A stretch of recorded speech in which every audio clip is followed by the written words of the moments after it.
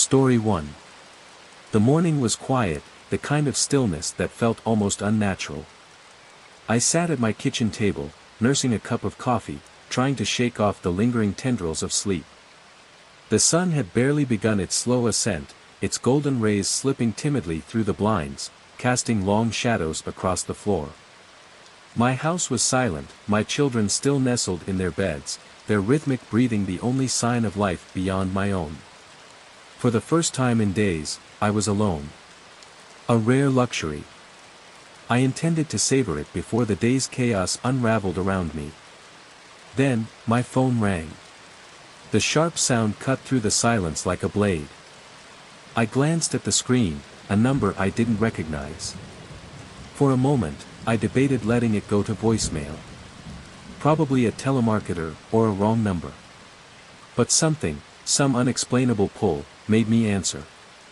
Hello. My voice was still thick with sleep. For a moment, there was only silence on the other end. Then, a voice, a child's voice, soft, hesitant. Why didn't you say goodbye to me? A chill ran through me, icy and immediate. My grip tightened around the phone. The voice, it was eerily familiar, yet I couldn't place it. It wasn't one of my kids, I knew that much. They were still asleep in their rooms. I checked the screen again. The number remained an unrecognizable jumble of digits. Who is this? I asked, my voice suddenly unsteady. Another pause. Then, more insistent this time, why didn't you say goodbye to me?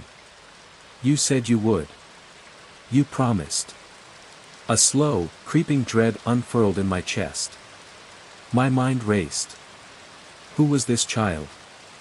What were they talking about? I racked my brain for any memory that could explain this, but nothing came to me. I don't know who you are, I said, my pulse quickening. I think you might have the wrong number. Silence. A heavy, suffocating silence. Then, a whisper, trembling with something between sorrow and accusation. You left me. A shudder coursed through my body. This had to be a prank. Some cruel joke. But even as I tried to convince myself, my mind snagged on a memory, a long-buried fragment from years ago. A park. I had taken my children to the park that day. I remembered turning my head for just a moment, searching for one of them. Panic had clawed at my chest when I couldn't immediately find them. But then, I had. It had only been seconds. A brief, heart-stopping moment. I had found them. Hadn't I?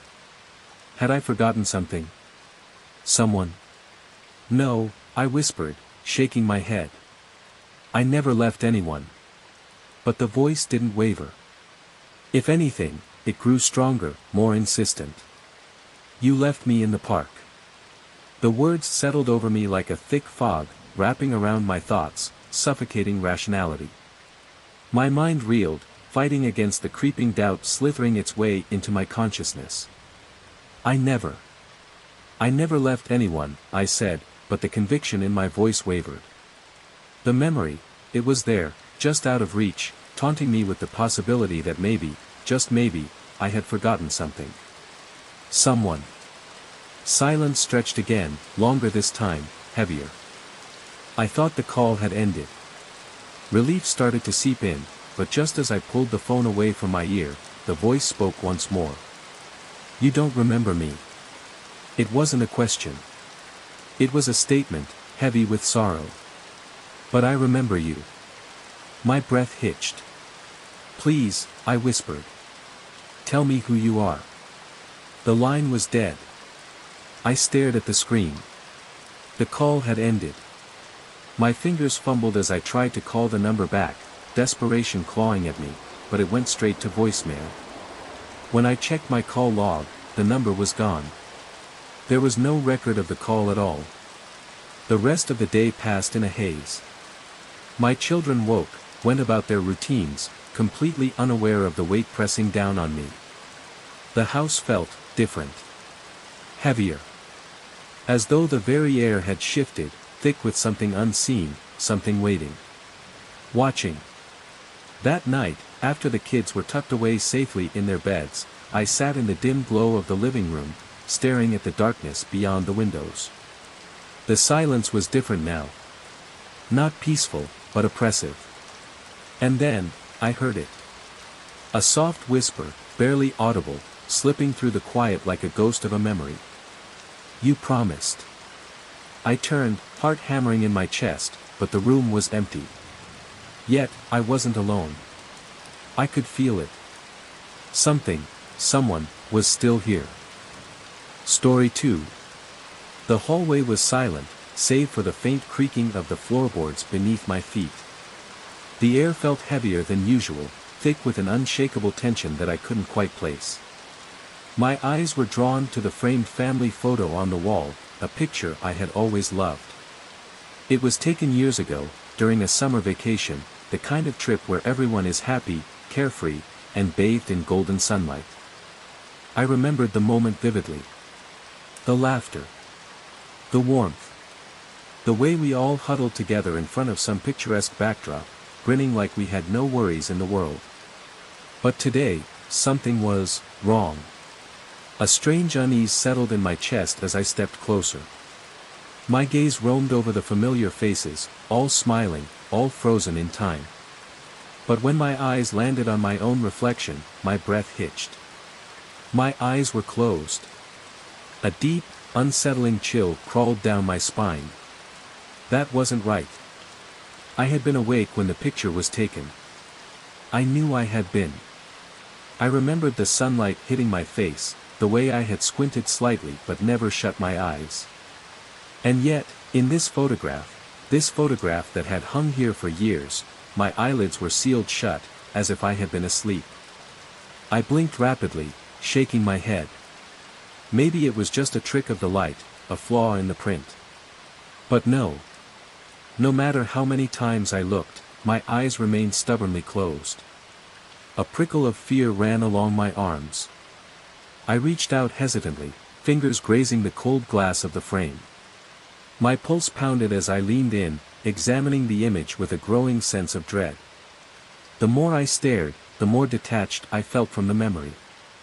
It was me in the picture, same face, same posture, but something about it seemed off.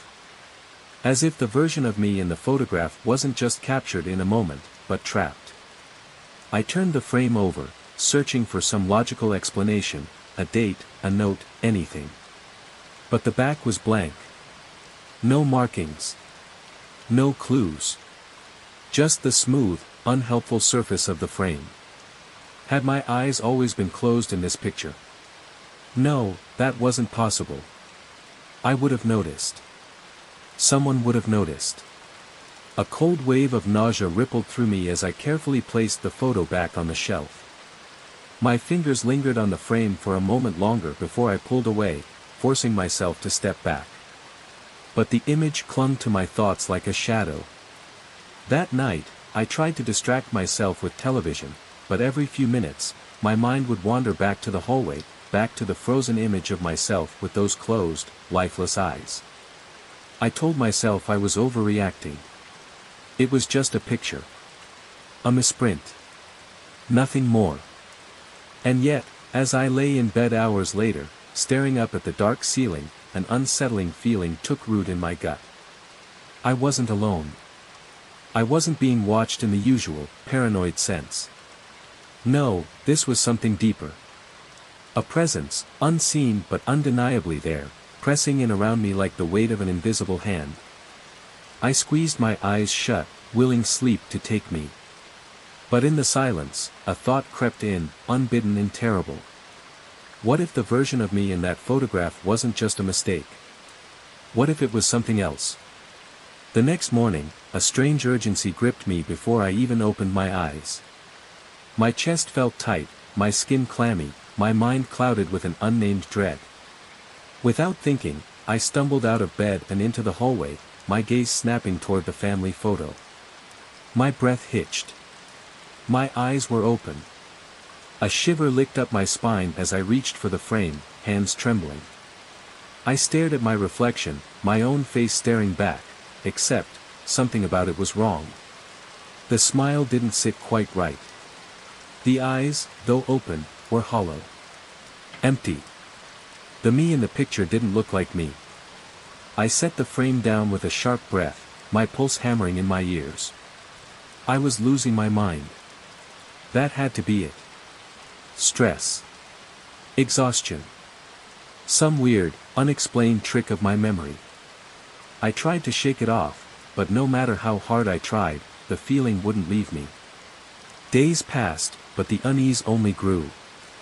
I started feeling watched, not just in passing, but constantly. The photo became a presence, a weight in the house that I couldn't ignore. I could feel it, following me, its cold eyes lingering in the corners of my vision. Enough. I decided to put it away, to bury it in a drawer where it couldn't stare at me anymore. Maybe then, this creeping fear would fade. But when I opened the drawer to place it inside, my stomach dropped. The photo was gone. Panic surged through me. I tore through the drawer, yanking out every item, searching the floor, checking the shelves, nothing. It had disappeared. A sickening realization slithered through me like ice water. I hadn't lost the photo. It had left. The air in the room turned suffocating, pressing in around me. My breath came in shallow gasps as I backed away, my heart hammering against my ribs. I didn't know how, I didn't know why, but I knew one thing for certain. The photo wasn't finished with me. And when it found its way back, I wouldn't be ready. Story 3. The morning started like any other, a slow, reluctant awakening, my body still heavy with sleep, my mind caught in that hazy space between dreams and reality. The air was cool against my skin, and all I could think about was coffee, the lifeline that would pull me out of my groggy state. I moved through my morning routine on autopilot, the rhythmic hum and gurgle of the coffee maker filling the quiet kitchen. The rich scent of brewing coffee curled through the air, comforting, familiar. It should have been soothing, but even then, before I knew, something in the atmosphere felt off. When the machine finished its cycle, I poured a steaming cup, anticipation outweighing my exhaustion. The first sip was almost reflexive, an action repeated countless times before. But the second the liquid touched my tongue, I froze. It was wrong. Not bad, exactly, but off. A bitterness lingered beneath the usual boldness of the brew, a sharp undercurrent that didn't belong. I pulled the cup away from my lips, frowning, my sleepy mind struggling to make sense of the unfamiliar taste. Maybe my tongue was still dulled from sleep. Maybe I hadn't rinsed the mug properly. Maybe. I took another sip. Worse. The bitterness was more pronounced now, curling through my mouth in an unpleasant way, leaving behind an aftertaste that made my stomach twist. A shudder ran through me as I placed the cup down, my gaze fixed on the dark liquid inside. I had made this coffee myself. I had used the same beans, the same sugar, the same machine I always did. So why did it taste like this? Something wasn't right. I leaned in, inhaling deeply. The aroma was normal, rich, slightly nutty, the same scent that usually filled my mornings. And yet, the taste. A sliver of unease crept up my spine as I tilted the mug, peering into its depths. That's when I saw it. At the very bottom of the cup, barely visible against the dark liquid, was a fine white powder. It was clumped together in tiny formations, partially dissolved but still present. I hadn't put anything extra in my coffee. I knew that for a fact. My stomach clenched as I stared at the specks, my breath catching in my throat. What was it? I grabbed a spoon and gently stirred, watching the powder shift with the movement of the liquid. But it didn't dissolve. It simply floated, stubbornly separate, like oil refusing to mix with water. A cold wave of dread washed over me. This wasn't an accident. I swallowed hard, my mind racing through possibilities. Had something gotten into the beans? Into the machine? No, impossible. I had just bought them, sealed, untouched. No one else had been in my house. No one else could have tampered with my coffee.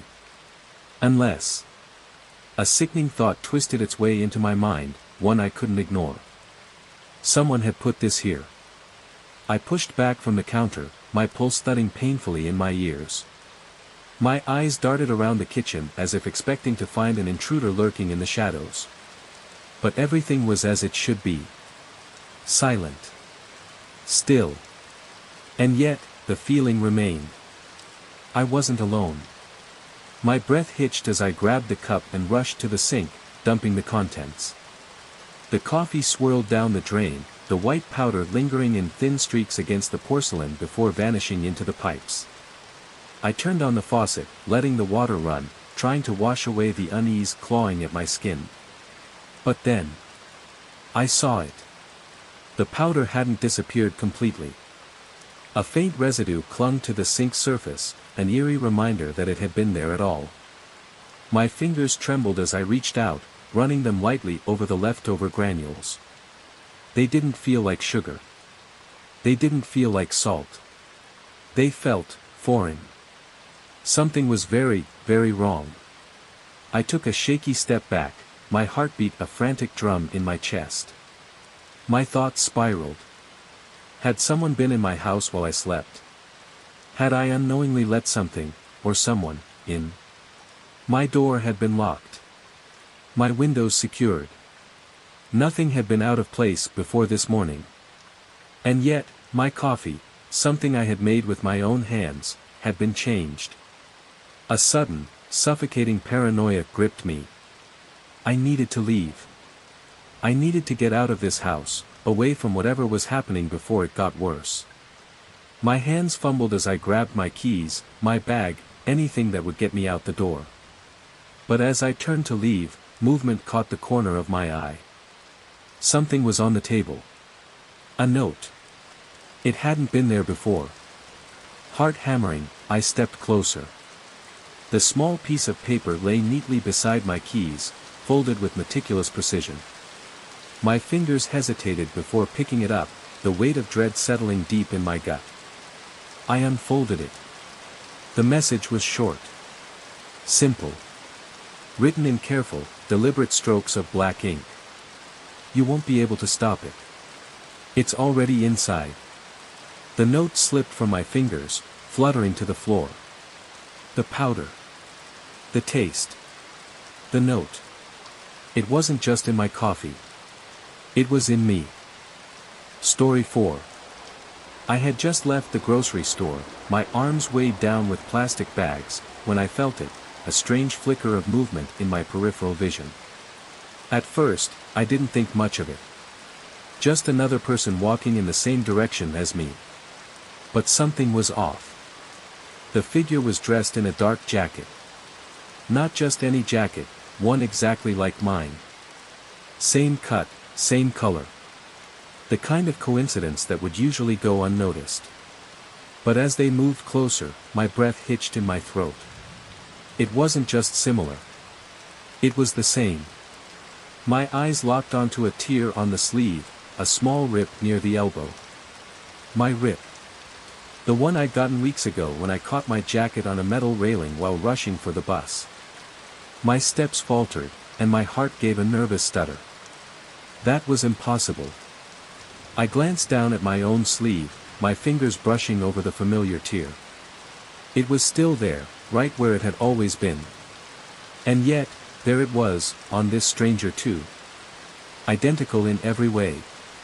A cold unease crawled up my spine, but I tried to shake it off. Maybe it was just a bizarre coincidence. Maybe they had the same jacket and had torn it in the exact same way. Sure, what were the odds? But as they walked past me without a glance, as if I were nothing more than a shadow in their path, my instinct screamed at me that something was very, very wrong. I turned to watch them go, my mind racing. My hands trembled slightly as I unlocked my car, glancing over my shoulder. The figure was already in the distance, walking steadily as if they had never even noticed me. But I noticed them.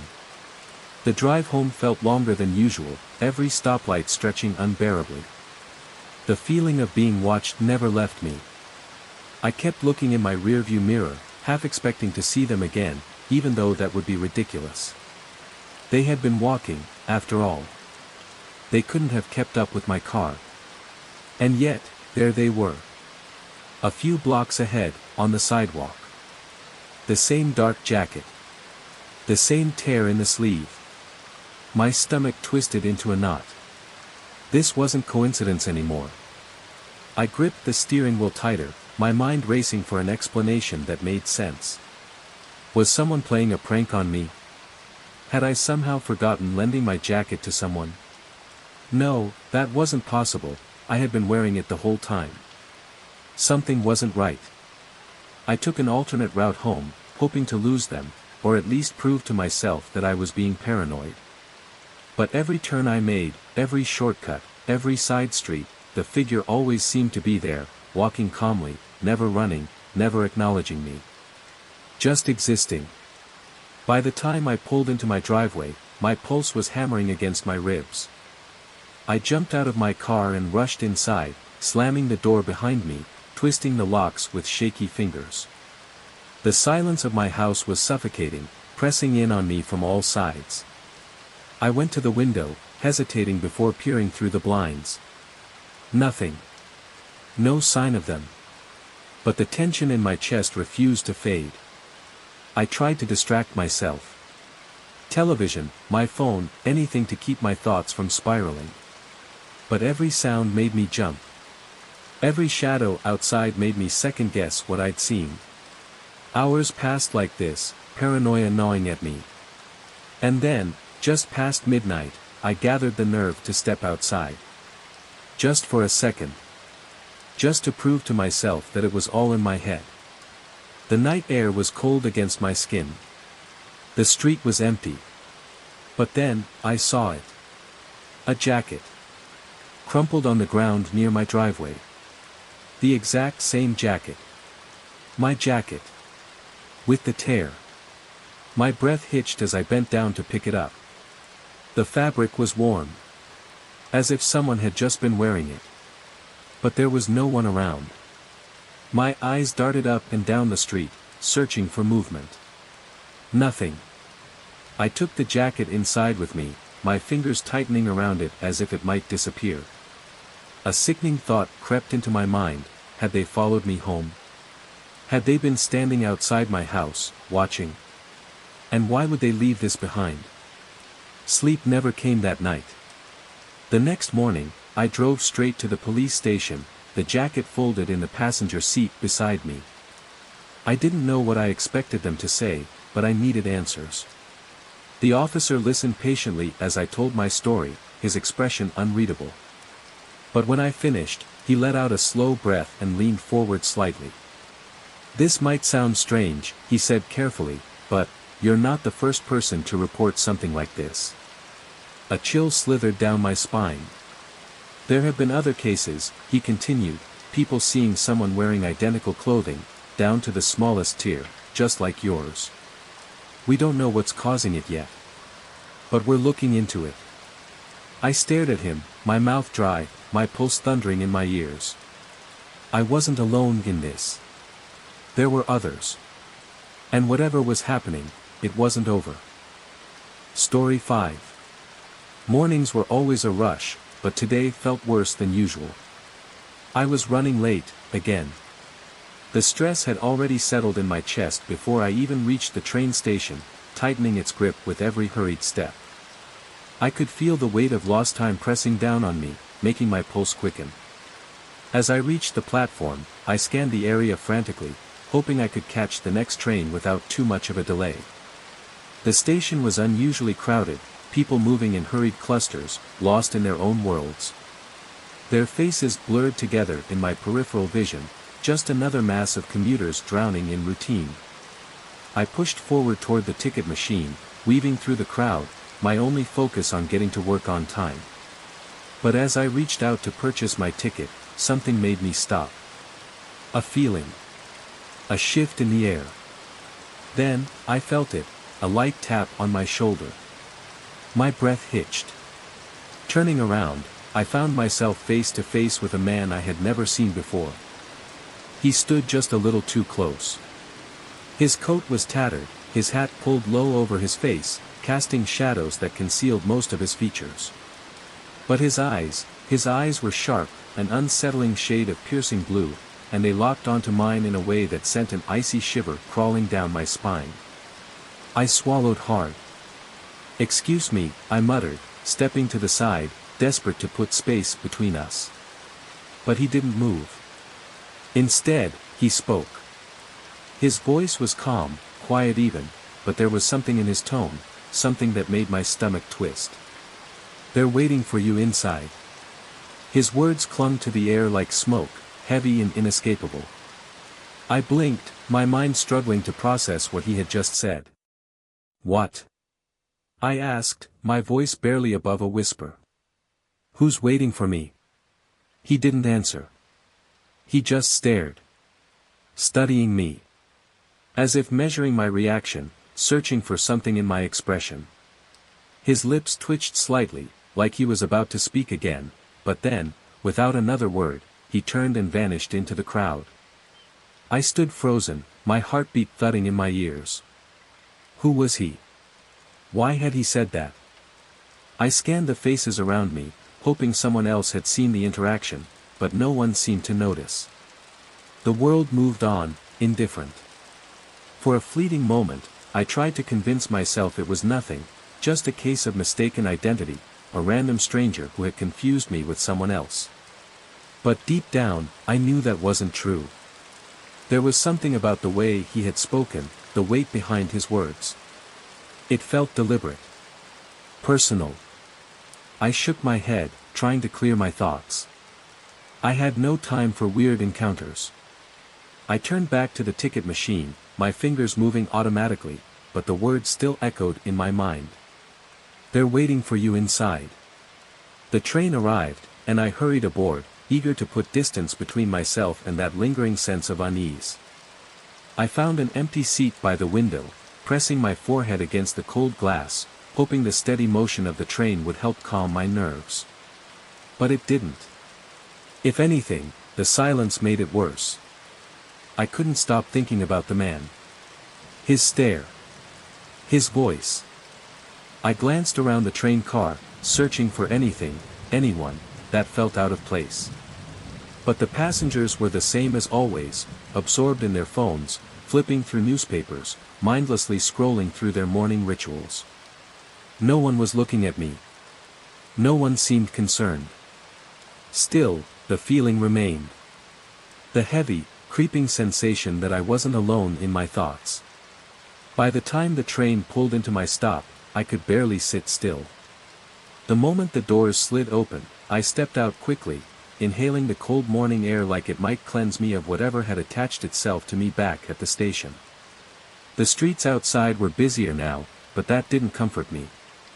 If anything, it made the sensation worse. I kept glancing over my shoulder.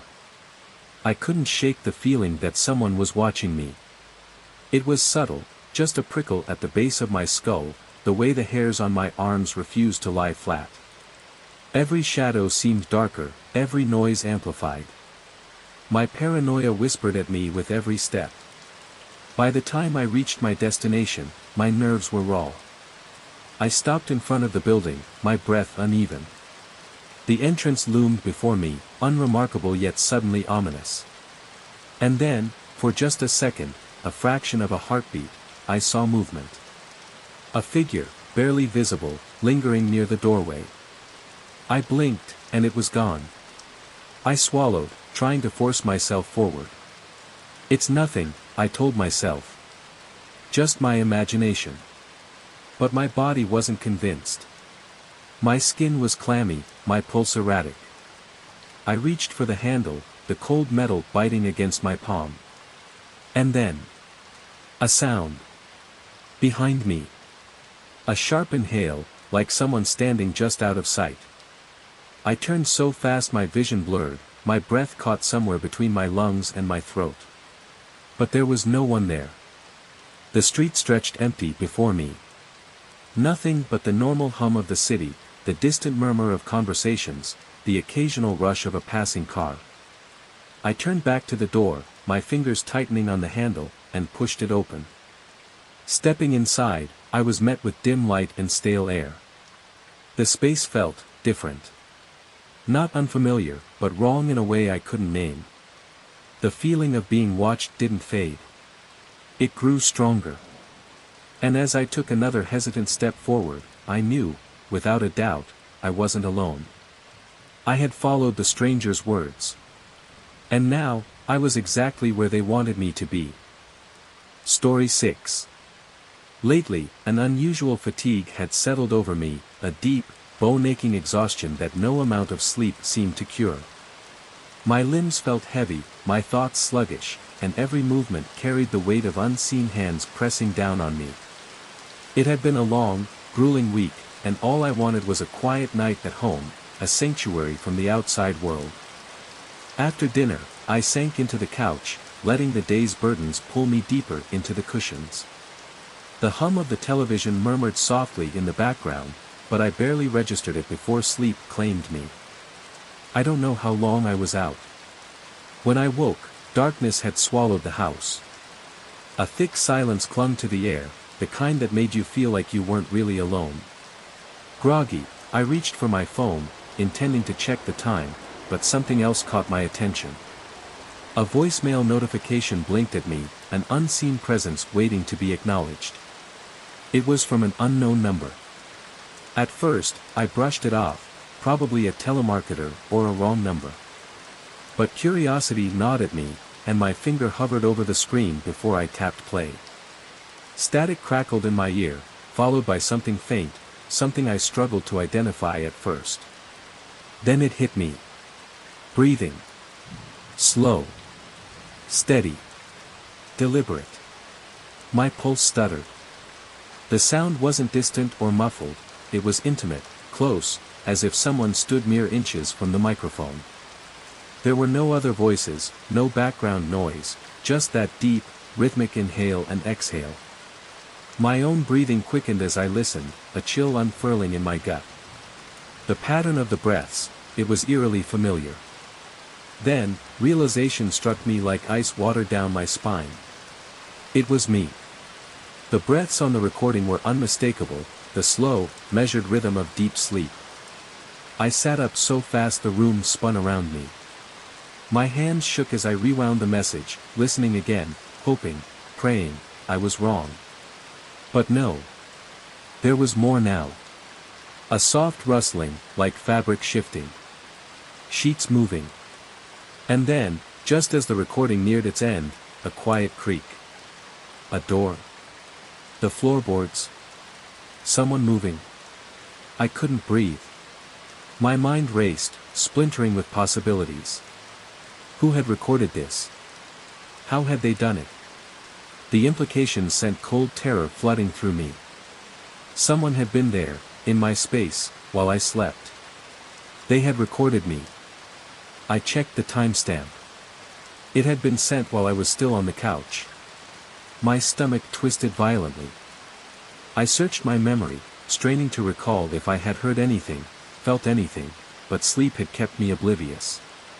My home, my safe haven, had been invaded, and I hadn't even known. Panic clawed at my throat as I tried calling the number back. Straight to voicemail. Was this a sick joke? Some twisted prank? If it was, it wasn't funny. It felt too deliberate, too calculated. Whoever sent it wanted me to hear it. They wanted me to know they had been there. A sharp need to act took hold. I had to check my security cameras. My fingers fumbled as I accessed the footage, my heart hammering as I scanned the recent recordings. The house had been still, empty. Doors locked. Lights off. And then, I saw it. At the exact time the voicemail had been sent, a shadow emerged at the edge of my yard. A figure, motionless, watching. My stomach lurched. They had been there. Outside. Watching me. The figure stood for minutes, unmoving, before slowly fading back into the darkness. I rewound the footage, my breath coming in sharp gasps. My mind screamed for logic, for reason, but all I had was this grainy, undeniable truth: someone had been watching me while I slept. Someone had recorded me. And they wanted me to know. With shaking hands, I called the police. When they arrived, the figure was gone. No footprints, no signs of forced entry. Nothing but my fear, echoing in my own home. It was just a voicemail, they said. Probably a prank. But I knew better. It wasn't just a voicemail. It was a warning. That night, I locked every door, every window. I checked the cameras repeatedly. But the hours stretched on in silence, an unbearable, suffocating silence. By morning, the voicemail was gone. Deleted. No trace of it remained. But I could still hear it, looping in my mind. The steady breathing. The rustling sheets. The soft creak of something, or someone, moving. And that terrible, paralyzing realization. They were still out there. Waiting. Story 7. The scent of freshly brewed coffee filled the air, mingling with the quiet hum of conversation and the occasional clatter of ceramic cups. It was the usual morning rush, people moving in their well-worn routines, and I was just another patron in the crowd. As I stepped up to the counter, the barista, someone who had taken my order countless times before, was moving swiftly behind the counter, a fluid motion of efficiency. I barely noticed, my attention fixed on my phone as I scrolled through emails, waiting for my order. Finally, my name was called. I walked up, ready to grab my cup and start my day. The barista handed it to me with a polite smile, but as I took it from her, something caught my eye. Scrawled in neat handwriting along the side of the cup were 4 simple words. See you tonight. I froze. My fingers tightened around the cardboard sleeve as a chill prickled along my spine. The message was clear, deliberate. And yet, it made no sense. I didn't know the barista personally. We had never exchanged more than the usual pleasantries. I hadn't told anyone about my plans, or lack thereof, for the evening. My mind raced through the possibilities. Was it meant for someone else? A joke? A mistake? But no, there was no denying that my name was written right above the message.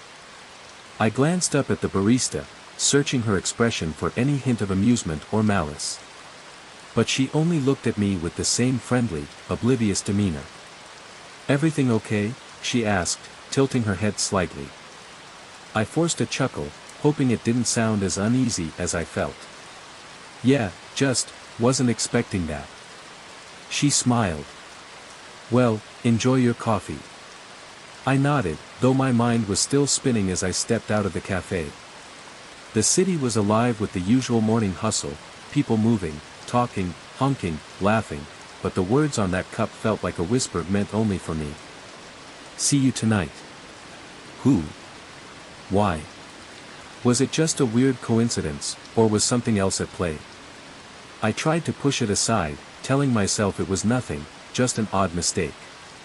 But as the day wore on, the feeling of unease only grew.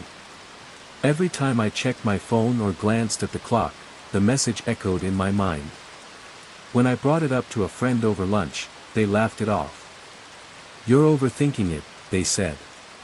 It's probably just a weird flirty thing or a mix-up. Don't let it freak you out. I nodded, pretending to agree, but I couldn't shake the feeling. It wasn't flirting. It wasn't random. It felt intentional. As the sun dipped below the horizon and the sky darkened, my anxiety reached a peak. My evening was supposed to be uneventful, just dinner, maybe a movie, then bed. And yet, the message felt like a warning. Like an expectation. By 7 p.m., the walls of my apartment felt too tight, my nerves buzzing beneath my skin. I decided to go for a walk, hoping the cold air would clear my head. The streets were quiet, the streetlights casting elongated shadows along the pavement. I walked briskly, hands shoved into my jacket pockets, but the further I went, the more uneasy I felt. Every rustle of leaves, every distant footstep, sent my heart thudding faster. And then I felt it. The distinct, suffocating sensation of being watched.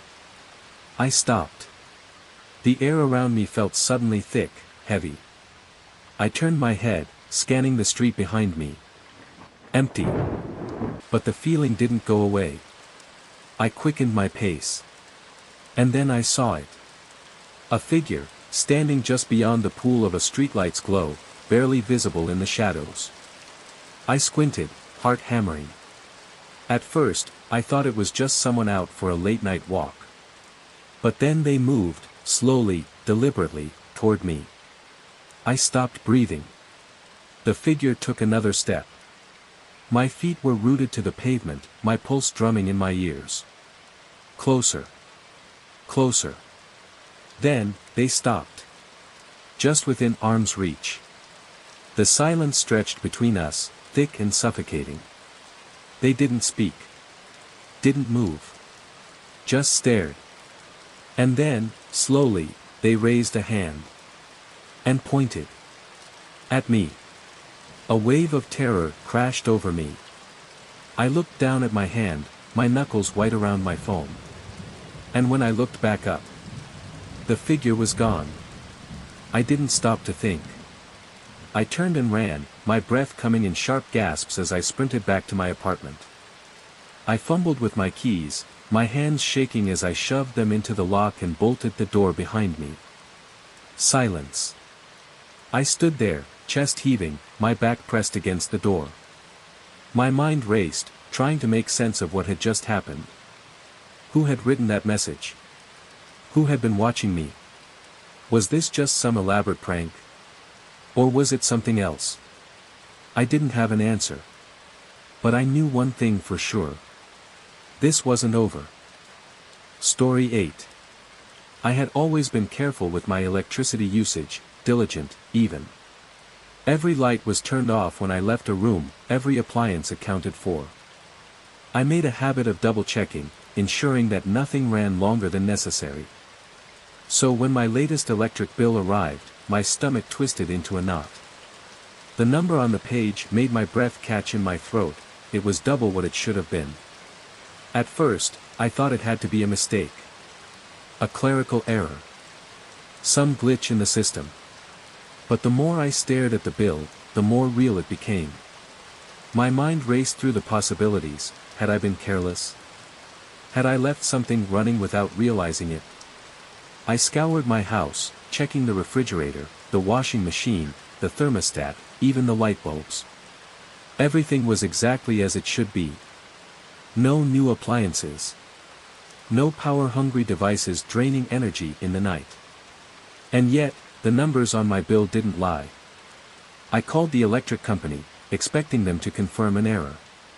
Instead, I was met with a polite but indifferent voice on the other end of the line. The meter reading is accurate, the representative assured me. There's no mistake. I pressed further, asking if there could be a malfunction or some hidden issue with my meter. But she dismissed my concerns with a practiced ease. It happens sometimes, she said. Your bill should return to normal next month. That explanation didn't sit well with me. I knew my habits, my routines. I had changed nothing, so why had my bill? The more I thought about it, the more uneasy I became. My mind looped through every possibility, but nothing made sense. That's when I started to notice the little things. Lights I was certain I had turned off were flickering back on. I'd wake up in the middle of the night to find the living room bathed in an eerie glow, a lamp shining that I hadn't used in days. The thermostat, which I always kept at a comfortable level, would be turned up, just slightly, just enough to make the air feel thick and suffocating. At first, I blamed myself. Maybe I was distracted, absent-minded. Maybe I had forgotten. But the occurrences became more frequent, more deliberate. It was as if something in my house had a will of its own. One night, I decided to stay up and watch. I turned off every single light, every appliance, and settled onto the couch, waiting. The house was silent, unnervingly so. Hours passed, and just as I began to drift off, a sound cut through the stillness, a low, steady hum. I sat up, heart pounding. The noise was coming from the kitchen. A buzzing, faint at first, then louder. My breath hitched as I stepped toward it, the floorboards creaking beneath my feet. The kitchen was empty, but the overhead light was on, bright, glaring, though I knew for certain I had left it off. Then, I saw it. Through the window, just beyond the glass, my electric meter was spinning wildly, the needle jumping erratically as if every device in my house had been turned on at once. But inside, everything was still. Nothing was running. A chill crawled up my spine. The next morning, I called the electric company again, this time demanding answers. After a long wait, a man with a grave tone finally spoke. "That doesn't sound normal," he admitted. "We'll send someone out right away." Days later, a technician arrived, methodical and expressionless as he inspected the meter. I watched him, searching his face for any sign of concern, any indication that he saw what I saw. But when he finally turned to me, his expression was unreadable. "Everything looks fine." The words felt like a slap. "That's impossible," I muttered. "My bill, those lights." He shook his head. "No system issues. No malfunctions." He left, and I was alone again, standing in my too quiet house, drowning in the weight of something I couldn't explain. The next month, my bill returned to normal. Just like they had said it would. But the feeling never left me. That creeping sensation in the back of my mind, the prickling awareness that I was not alone. The way the air would shift as I moved through my own home, as if someone, or something, was always just one step behind me, just out of sight. Waiting. Story 9. I had just come home after an exhausting day, the kind where time slips through your fingers, and the weight of unfinished tasks presses heavily on your shoulders. The street was eerily quiet as I pulled into my driveway, the hum of my engine fading into the stillness of the evening. A sigh left my lips as I stepped out, ready to retreat into the comfort of my home. That's when I saw them.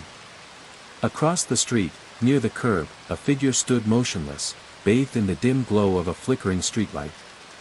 My breath hitched as I took in the familiar shape, the stance, the tilt of the head. It was my old neighbor. The one who had moved away years ago. They were waving. For a moment, my mind struggled to process what I was seeing. They had left, hadn't they?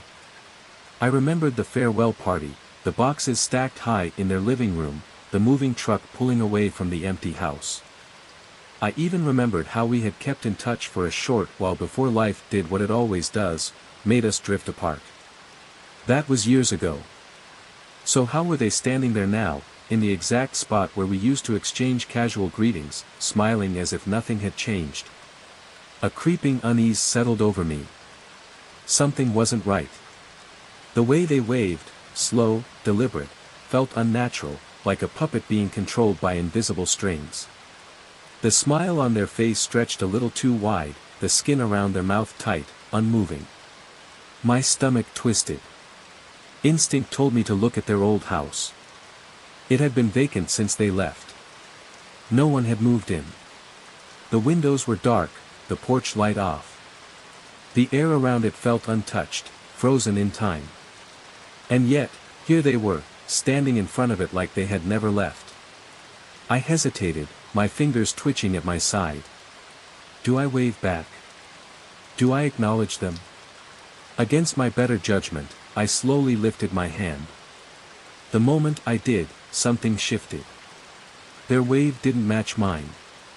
Instead, it continued, repetitive, stiff, mechanical. My pulse quickened. The motion was wrong. Unnatural. And the longer I stared, the more I realized, their face wasn't right either. It was familiar, yes, but something about it was off. Like a memory distorted, details twisted just enough to be unsettling. A chill slithered down my spine. I forced myself to move, walking to my front door with purposeful strides, trying not to let my fear show. The sensation of being watched burned into my skin, a weight that grew heavier with each step. I reached my door, gripping the handle, heart hammering. I told myself I wouldn't look back. But I did. They were still there. Still waving. Still smiling. Still frozen in place, as if they hadn't moved at all. I slammed the door shut behind me and locked it. My breaths came in quick, uneven gasps. None of this made sense. I was imagining things. I had to be.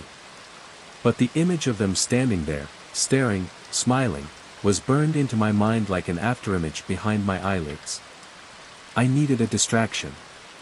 Something, anything, to pull me away from the creeping paranoia. My phone. I grabbed it, my fingers unsteady as I scrolled through my contacts. Maybe I'd call a friend, hear a familiar voice, remind myself of reality. But when I reached my contacts, my blood ran cold. Their name was still there. I knew I had deleted it years ago. I was certain. I had no reason to keep it. And yet, there it was, as if it had never been erased in the first place. My throat tightened. I deleted it again. But even then, the feeling didn't leave me. Sleep didn't come easy that night. Every shadow in my room felt too long, every creak of the house too deliberate. But I convinced myself it was over. That by morning, this strange, creeping horror would dissipate with the light of day. I was wrong. The next morning, I stepped outside, inhaling the crisp air, hoping to shake off the unease that had followed me into my dreams. But the moment I turned toward the street, my heart stuttered. They were still there. No wave. No smile. Just standing. Staring. Unmoving. I felt my body tense, my breath catching in my throat. This wasn't normal. This wasn't a coincidence. I turned and went back inside, locking the door behind me. I told myself not to look out the window, not to give them the satisfaction of my attention. But the dread sat heavy in my chest, pressing against my ribs. Days passed. They didn't leave. Every time I stepped outside, they were there. Watching. Always watching. The fear gnawed at me, a slow, insidious thing that I couldn't shake. I stopped sleeping.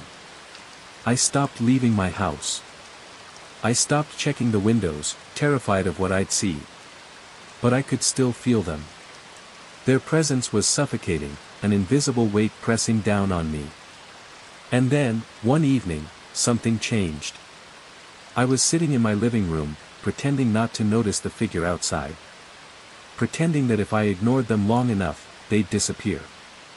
But as I sat there, my pulse drumming in my ears, I noticed movement from the corner of my eye. They were walking. Toward me. The breath left my lungs in a strangled gasp. I bolted from my chair, my instincts screaming at me to run. I didn't know where, I just had to get away. I flung open my door and sprinted into the night, my feet pounding against the pavement, my heart threatening to shatter my ribs. Only when I reached the end of the block did I dare to turn around. They were still there. Standing in front of my house now, staring at me from across the street. But they weren't smiling anymore. And somehow, that was worse. Story 10. The thrift store had a peculiar stillness to it, the kind that made the air feel heavier than it should. The few customers that wandered through the aisles moved in silence, lost in their own thoughts, their faces barely registering as I passed them by. I wasn't looking for anything in particular, just something to occupy my time. I let my fingers drift over the dusty shelves, past yellowed books and trinkets with forgotten histories, until I found myself at the farthest corner of the store. This part of the shop felt different. Older. As if time itself had settled here, unmoving. Stacks of old picture frames leaned against one another, and faded photo albums rested in neglected piles. I usually had no interest in these relics of strangers' pasts, but today, I felt compelled to linger. I flipped through the albums absent-mindedly, scanning faded images of people whose lives had long since moved on, or ended. Some of the photos were torn, others creased, their corners curled with age. Just as I was about to move on, my hand hesitated over one particular photograph. It was black and white, depicting a group of people standing in front of a nondescript building. The edges were slightly bent, the image worn, but something about it struck me as familiar. My stomach twisted as I leaned in, my breath catching in my throat. I was in the photo. Standing at the far left, my expression unreadable, my posture frozen in time. I recognized my clothes, the way I used to style my hair. There was no doubt, it was me. But I had never seen this photo before. I had never posed in front of that building. I had no memory of this moment ever happening. My fingers trembled as I turned the photo over. A date was scrawled on the back in a shaky, unfamiliar hand. It was today's date. A slow, creeping dread washed over me, my pulse hammering in my ears. This had to be a mistake. A trick of the mind. My brain scrambled for any logical explanation, but there was none. I hadn't even been in this store before, so how could my photo be here? How could it bear today's date? I looked up, scanning the store as if expecting someone to be watching me, but the other shoppers remained in their own worlds, oblivious to my growing unease. The store suddenly felt smaller, suffocating. The air thickened, pressing down on me like unseen hands. I turned the photo over again, almost hoping the date had changed, that I had imagined it. But it was still there, staring back at me in smudged ink. I had to leave. Clutching the photo tightly, I hurried to the counter. The woman behind the register glanced up, her expression neutral. I wanted to ask her about it, how it had ended up here, who had brought it in, but the words stuck in my throat. What could I even say? That I had found a photo of myself, from a past I didn't remember, with today's date written on it? "Is there anything else I can help you with?" she asked, her voice breaking through my fog of disbelief. I shook my head, barely managing to place the money in her hand. I felt a strange relief as she took the photo from me, as if its presence in my hands had been a weight I hadn't realized I was carrying. As I stepped out into the cool evening air, my mind reeled. I needed answers. I needed to understand. Once I got home, I sat under the dim light of my lamp, studying the image with renewed intensity. The people surrounding me in the photo were strangers. The building behind us was unfamiliar, its architecture plain yet eerily unplaceable. But something about it nagged at me, a whisper in the back of my mind that I couldn't quite grasp. A sudden vibration in my hand made me jolt. My phone. A message from an unknown number. "I've been waiting for you to find it." The blood in my veins turned to ice. My fingers trembled as I stared at the message. My breath hitched in my throat. How could someone know about the photo? Who was watching me? My heart pounded as I checked the sender, but the number was untraceable. No name. No clues. Nothing. The room felt colder, the shadows stretching longer than they should. Every instinct screamed at me to leave. To run.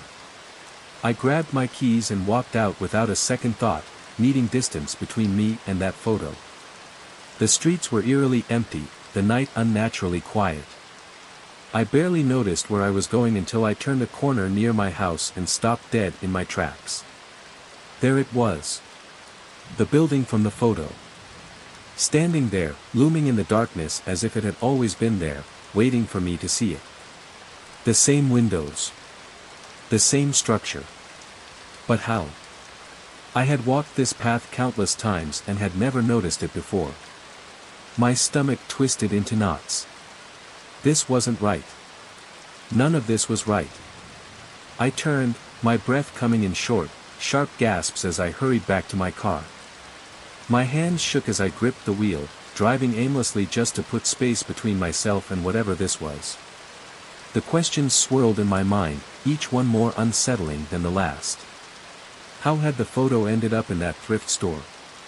Why was the date written on it? And why had I never seen that building before, despite it standing so close to my home? One thing was certain, I wasn't going back. I wasn't going to dig any deeper. Some mysteries, I realized, were never meant to be solved. But as I pulled into my driveway, a final chill ran down my spine. A shadow moved in the window of my house. A figure, standing in the dark. Watching me.